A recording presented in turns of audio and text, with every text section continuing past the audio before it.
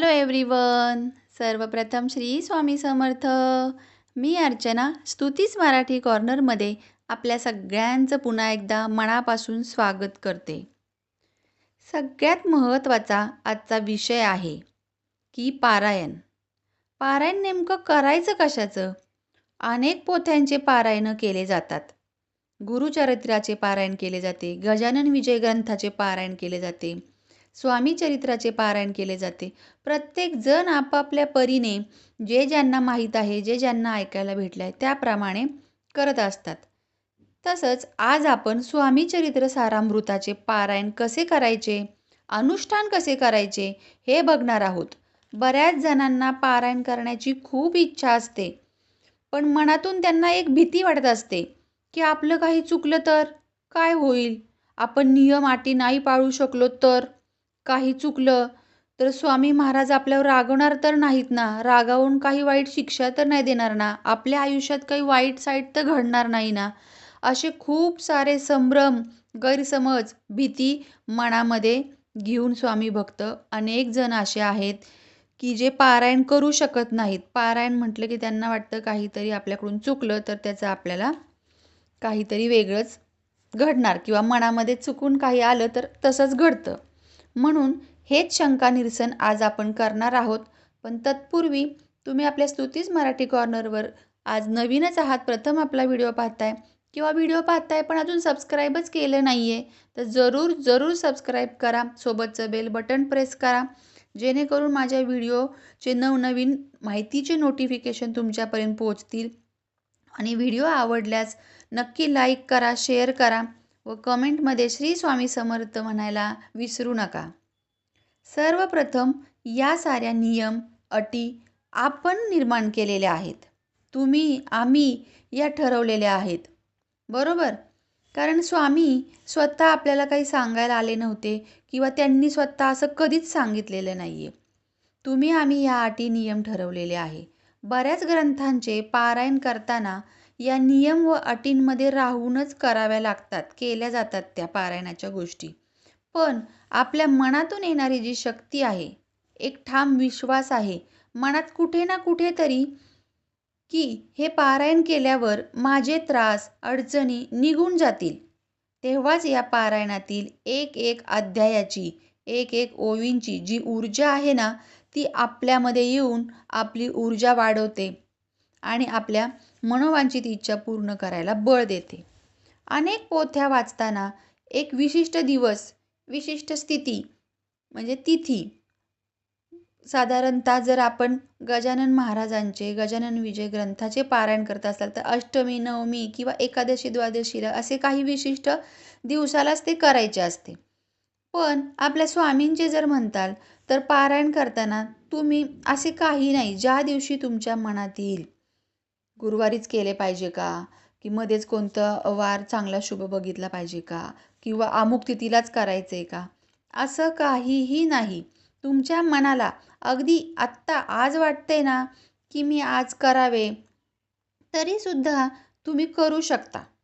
स्वामी असं सांगतात किंवा म्हणतात की तुला तुझ्या मनापासून काय वाटते तेव्हा तू ते सुरू कर.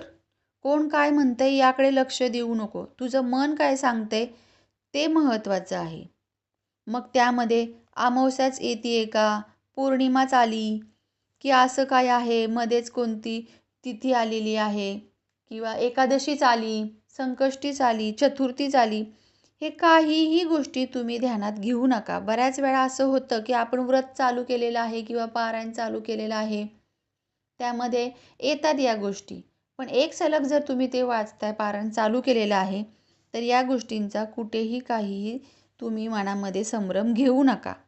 मला एक सांगा, तुम्ही साक्षात जे अनंत कोटी ब्रह्मांडाचे नायक आहेत, संपूर्ण ब्रह्मांड ज्यांच्या आज्ञेनुसार चालते, त्यांच्यासाठी तुम्ही काय कोणता दिवस किंवा कोणती तिथी निवडू शकता, बरोबर? हे सर्वच तर त्यांचीच निर्मिती आहे. तेच आहेत सगळे या गोष्टींसाठी करता आणि करविता स्वामीच आहेत.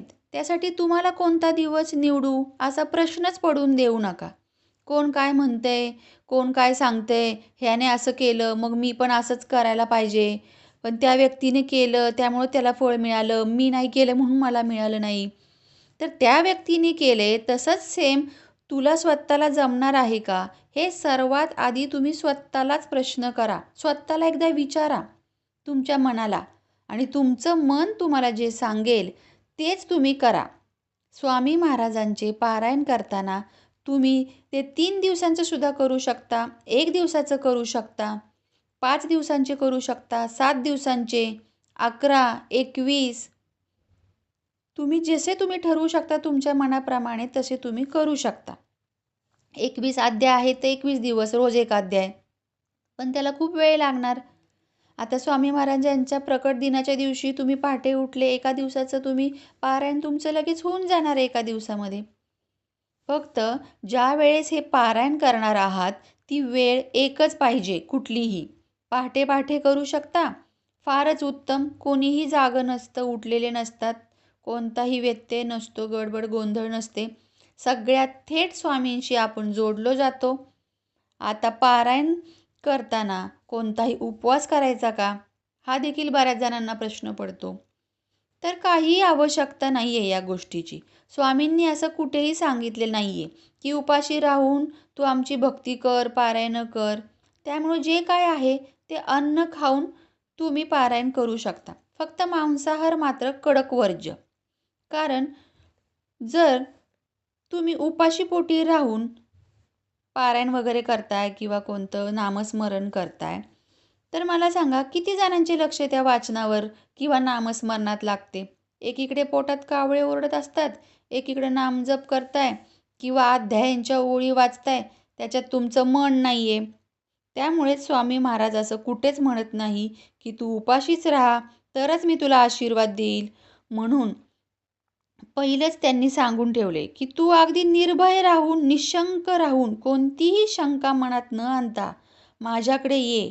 शंकेखोर माणसांना स्वामी त्यांच्या परिवारातच घेत नाहीत, त्यांचं सदस्यच बनवत नाहीत, हे लक्षात घ्या तुम्ही.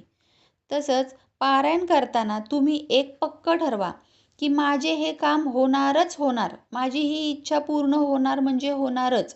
मग तुम्ही स्वतःच अनुभव घेताल. फक्त तुमचं मन हे पूर्ण विश्वासाने भरलेले पाहिजे, पूर्ण श्रद्धेने. एकदा का तुम्ही ती इच्छा स्वामींकडे बोलून दाखवली, त्यांच्यावर सोपवलेली आहे, तिथेच तुमचं काम संपलेलं आहे. आता फक्त तुमचं काय आहे त्याच्यासाठी तुमचं कष्ट आणि जो तुमचा विश्वास आहे तो गरजेचा आहे.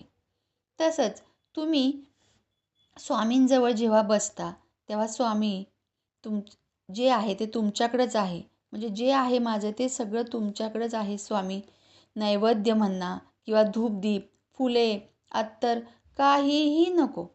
फक्त तुझं मन सुगंधी पाहिजे असं स्वामींचं म्हणणं आहे.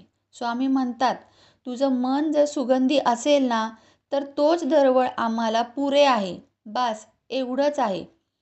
मग हेच मनापासून करा की ती गोष्ट स्वामींना इतकी आवडली पाहिजे तुमची की स्वामींनी कधी नकळत तुम्हाला ती गोष्ट दिली हे तुमचं तुम्हाला देखील कळलं नाही पाहिजे.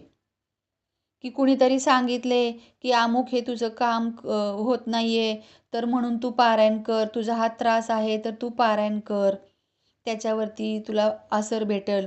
असं काहीच नाही. कारण ज्या पोथीचे तुम्ही पारायण करताय, मग कोणतीही पोथी असू देत, स्वामींचीच अशी नाही, तर त्याच्यावर तुमचा 100% विश्वास असणे खूप गरजेचे आहे. खूप म्हणजे खूप. जे काही तुमचे त्रास आहेत, घरदार हवं आहे, गाडी हवी आहे, बंगला हवा आहे, नोकरी हवी आहे, मुलं बाळ नाही आहेत, मुलगाच हवा आहे, मुलगीच हवी आहे, मान सन्मान पाहिजे, प्रमोशन पाहिजे, रोगमुक्त व्हायचे, आरोग्यदायी आयुष्य पाहिजे, अगदी काहीही काहीही असू दे, ते पूर्ण होणार म्हणजे होणारच. पारायण करताना अडचणी तर येणारच, तुमची परीक्षा होणारच, यात काही शंकाच नाही. पण तुम्ही जर या परीक्षेमध्ये मध्येच निराश होताय, नाराज होताय, हताश होताय, तर आपल्या चॅनलवर देव तुमची परीक्षा घेतोय हा व्हिडिओ देखील खूप काही मी या व्हिडिओमध्ये समजावून सांगितलेल्या आहेत बऱ्याच गोष्टी. तर तो तुम्ही नक्की पहा. तुम्हाला बऱ्याच गोष्टी याच्यामधून समजून येतील आणि म्हणूनच या संकटांना, या अडचणींवर मात करून परीक्षेत पास व्हायचे आणि पास झाल्यानंतर तुमची जी काही इच्छा आहे ती नक्कीच पूर्ण होणार. फक्त पारायण करताना तुमच्याकडे स्वामीचरित्र सारामृत हा ग्रंथ असणे खूप गरजेचे आहे. 700 श्लोक ही नवीन पोथी, ती नवीन आवृत्ती तुम्ही घ्या. वाचून झाल्यावर पिवळ्या किंवा केसरी कापडामध्ये ठेवायची आहे. सकाळी लवकर उठून स्नान वगैरे आवरून, कामे आवरून, देवपूजा करून प्रथम संकल्प घ्या की आजपासून मी पारायण करणार आहे. मग ते किती दिवसाचे ठरवले आहे ते पण संकल्पामध्ये सांगा. तुमचं पूर्ण नाव, त्या दिवसाची तारीख, वेळ, तिथी, तुम्ही कोणत्या एरियात राहता ते, तुमचे गोत्र, गोत्र माहीत नाही तर काश्यप गोत्र म्हणा, आणि संकल्पाचे पाणी जमिनीवर सोडा. 1 दिवसाचे जर पारायण असेल तर ते 1-1.5 तासातच होऊन जाईल. फारच नवीन आहात, कधी वाचले नाही आहे तर थोडा जास्त वेळ लागेल. 10 तारखेला स्वामींचा प्रकट दिन आहे, तर तुम्ही 1 दिवसाचे पारायण जरूर करा, किंवा मग तुम्ही 2-3 दिवसाचे पारायण करू शकता, 8, 9, 10 असे. ते देखील तुम्ही पारायण करू शकता. आणि पारायण झाल्यावर काहीही असं नाही आहे की मोठे उद्यापन वगैरे करायचे, अशी काही आवश्यकता नाही आहे. घरातील बनवलेल्या स्वयंपाकाचा नैवेद्य तुळशीपत्र ठेवून तुम्ही स्वामींना दाखवा. तो स्वामी आनंदाने स्वीकार करतात. आणि तुमची जर इच्छा असेल फारच, तर स्वामींच्या मंदिरात जाऊन दानपेटीमध्ये ₹11 दक्षिणा, ₹21 दक्षिणा किंवा ₹51 दक्षिणा तुमच्या इच्छेनुसार अर्पण करू शकता. हा ग्रंथ जरी नुसता तुम्ही आणला ना, हातामध्ये जेव्हा घेता, तेव्हाच तुम्हाला एक पॉझिटिव्हिटी व मनातील उत्साह पारायण करण्यासाठीचा आणखीनच वाढेल. म्हणून मी जे सांगितलं त्याचा तुम्ही एकदा जरूर विचार करा पारायण करण्याअगोदर, आणि ज्या प्रकारे मी सांगितले तसे पारायण करून बघा. तुम्हाला नक्कीच अनुभव येईल. चला तर मग पुन्हा भेटूया नवीन माहितीसोबत, नवीन व्हिडिओसोबत. तोपर्यंत सर्वांना श्री स्वामी समर्थ.